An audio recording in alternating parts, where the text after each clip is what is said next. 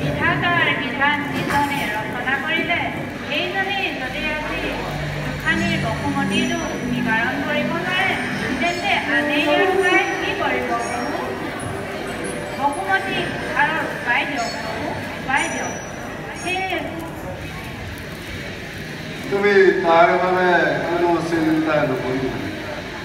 আমি সকলোৱে বসুমতীক উদ্ধাৰৰ হেতু এক সিদ্ধান্তত উপনীত হ'ব লাগিব। সৃষ্টিকৰ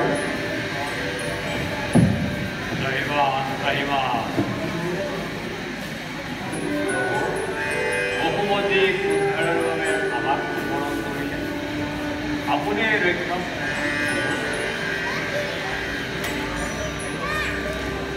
আৰু সংহাৰ কৰিলা। শান্তক পালন আৰু দুষ্টক দমন কৰোতা সৰ্বশক্তিমান প্ৰভু, বসুমতীক উদ্ধাৰি সত্যক প্ৰতিষ্ঠা কৰি ভক্তক ৰক্ষা কৰোতা আপোনাৰ বাদে আৰু কোন আছে প্ৰভু? তোমালোকে ঠিকেই কৈছা। বসুমতী দুখৰ কথা মই জানো ভালদৰে। তথাপি সময়ৰ বাবে কৰিছিলোঁ অপেক্ষা আৰু এতিয়া সময় সমাগত। বসুমতী, তুমি আৰু কোনো চিন্তা কৰিব নালাগে। অনতি বিলম্বে তোমাৰ দুখৰ ভৰ পৰিব আৰু তোমাৰ বৈধ ধৰ্ম আৰু শান্তি প্ৰতিষ্ঠা কৰিব। তুমি এতিয়া যোৱা ধৰিত্ৰী।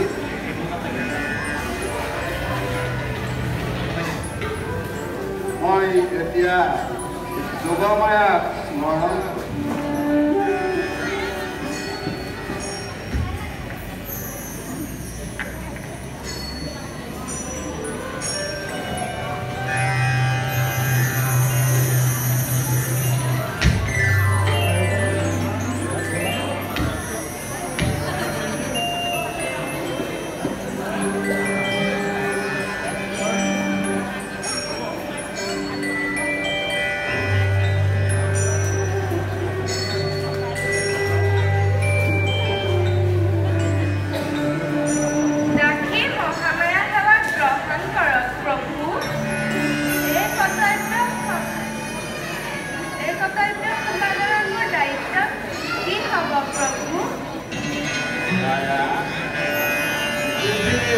ধৰ্মৰ গ্লানি হৈছে। বসুমতী আজি নিৰ্যাতিত। বসুমতীক ৰক্ষা কৰিবৰ মন্ত্ৰত এক নতুন ধৰ্ম প্ৰতিষ্ঠা কৰিব লাগিব। সেয়ে তোমাক প্ৰয়োজন হ'ব মায়া। এই কৰ্তব্য সম্পাদনত মোৰ দায়িত্ব কি হ'ব প্ৰভু?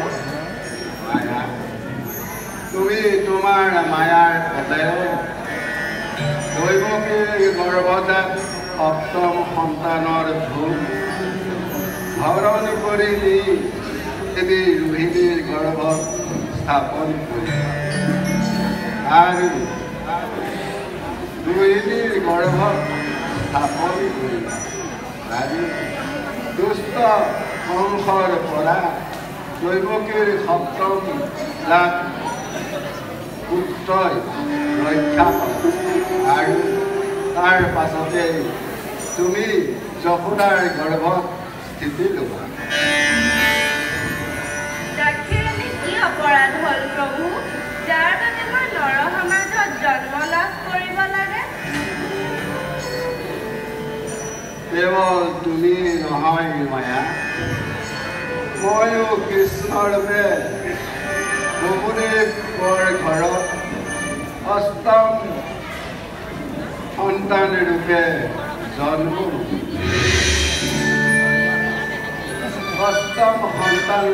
জন্ম আৰু সেই সময়তে তুমিও একে সময়তেই যশোদা দেৱী গৰ্ভত স্থিতি ল'বা।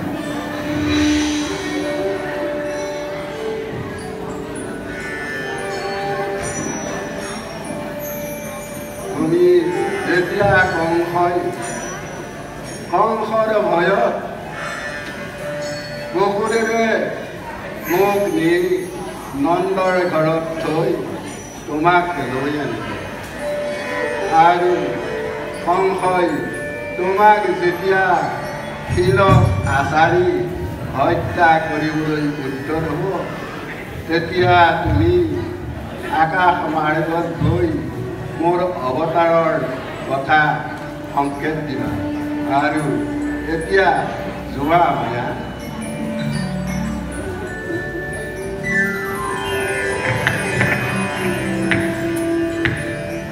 মই এতিয়া নাৰদক স্মৰণ কৰোঁ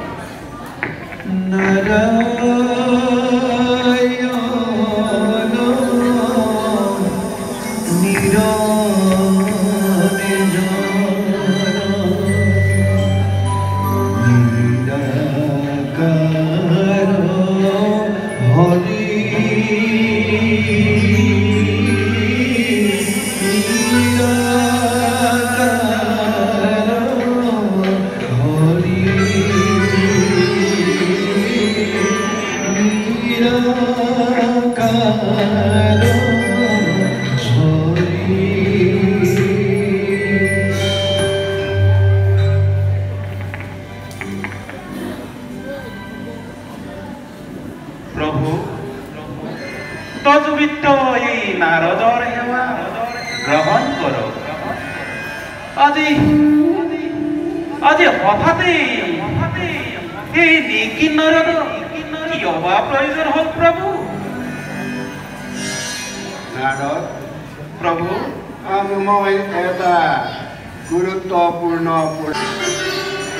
আৰু সেই পৰিস্থিতিৰ আলোচনাৰ বাবে এই ক্ষুদ্ৰমতী নাৰদক প্ৰয়োজন হ'ল প্ৰভু কৰ্তব্যত কোনো সৰুবৰ নাই নাৰদ পৃথিৱীত দুৰন্ত দৈত্য দানৱবিলাকৰ অত্যাচাৰত আজি বসুমতী কম্পমান সেয়ে মোৰ এক নতুন অৱতাৰৰ প্ৰয়োজন হৈছে সেয়ে মই দৈৱকীৰ গৰ্ভত কৃষ্ণ ৰূপে জন্মগ্ৰহণ কৰিম আৰু এই ক্ষেত্ৰত তুমি মোৰ লগত থাকি মোৰ বিভিন্ন কাৰ্যত সেৱা আগবঢ়াব লাগিব নাৰদ প্ৰভু আপোনাৰ এই পৰিকল্পনাত তিল মানুহ যদি মই সহায় কৰিব পাৰিলে এই হৰিদাস নাৰদে সদায় ধন্য মানিব প্ৰভু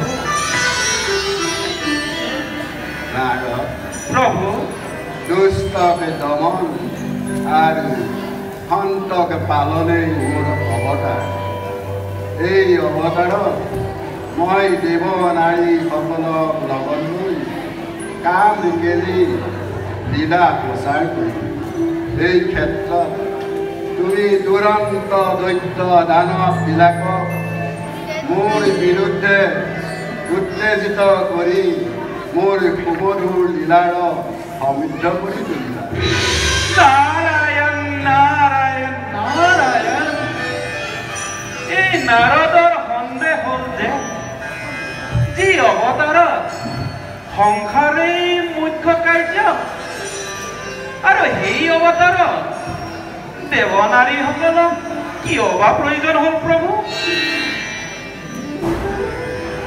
মোৰ লীলাৰ মহাত্মা দেৱ নাৰীবিলাকৰ আৱশ্যক হ'ব তেওঁলোকৰ এখনে মই কাম কৰি লীলা কৰি জগতত দেখুৱাম যে কামাতুৰ পুৰুষৰ স্থান কিমান নাৰায়ণ নাৰায়ণ নাৰায়ণ প্ৰভু আপোনাৰ অশেষ কৃপাৰ বলত এই নাৰদে আপোনাৰ লীলা বিগ্ৰহ দেখি আহিছে প্ৰভু আপুনি কেতিয়াবা মৎস্য ৰূপত কেতিয়াবা বৰা ৰূপত কেতিয়াবা আকৌ কুৰ্ম ৰূপত আৰু কেতিয়াবা কেতিয়া আপুনি নিহিংস ৰূপে অৱতাৰ লৈ দুষ্টক দমন কৰি